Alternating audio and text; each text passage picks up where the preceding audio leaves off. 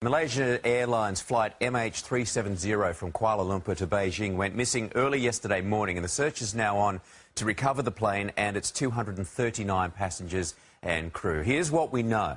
The flight disappeared on its way to Beijing with 200 plus passengers and 12 crew on board. 6 Australians were on the flight, along with 1 New Zealander who resides in Perth, and 2 of the passengers say they did not board the flight. It's believed their passports were stolen, which is a very interesting aspect of this story. For more, we're joined by Tracy Vo in Kuala Lumpur. Tracy, the plane is believed to have crashed somewhere near Vietnam. It just disappeared off our screens. Yeah, well, the search is still continuing, Cam. There is still no sign of this Boeing 777, and the search for the aircraft has now expanded to a wider area in the waters between Malaysia and Vietnam. We understand that 15 Army aircraft as well as Navy vessels have now been deployed, and several nations are now involved in this search. That's including Malaysia, Vietnam, Singapore and the United States. But as in terms of the search, they still have no idea exactly where this plane might have, or if it has gone down in the waters there. There have been reports out of Vietnam that 2 oil slicks have been spotted in the waters there, but there's still no confirmation. That was coming from the Vietnamese Navy.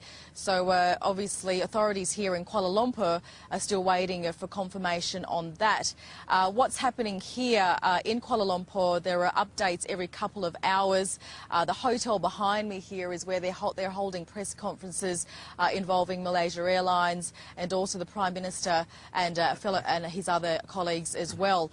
And families have actually been asked to come down here and also to the airport, which is just right next door to this hotel, to try and to obviously give them a further update as well of how the search is going on. We also understand that Malaysia Airlines has offered these family members, once they do find the aircraft, to actually ferry the family members to that area when they do hopefully find where this Boeing 777 is, Cam. Yes, Tracy, there's been anger from families and relatives knowing that there was a 5-hour gap between when this plane disappeared from radar screens and when everyone was alerted to the fact that they had lost contact with this flight.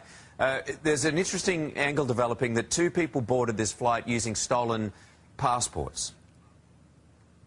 Yeah, that's right. I think authorities are still wondering how this may have happened. There were 2 names on the passenger list for that flight to Beijing. One was an Italian man named Luigi Maraldi, but it's now been revealed that this man, the real Luigi Maraldi, is still holidaying in Thailand, and his passport was stolen a couple of weeks ago.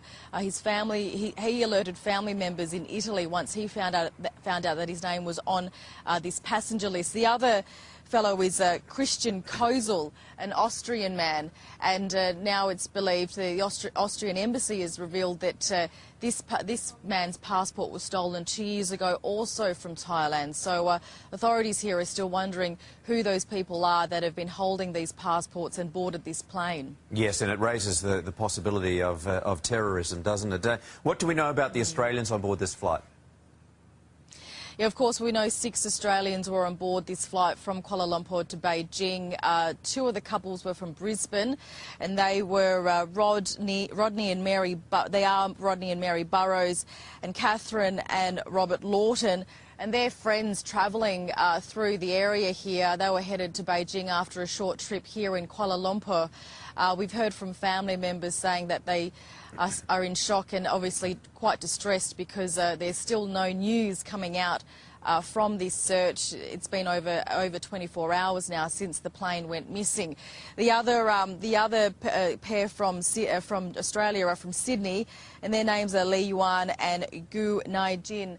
And they were residing in the hills area of Sydney, and their family members as well are still in shock and distressed. It's also been revealed that 1 New Zealander was residing in Perth for the last 2 years. His name is Paul Weeks, and we understand that he was headed to Mongolia for a new job, a fly-in, fly-out job there as an engineer.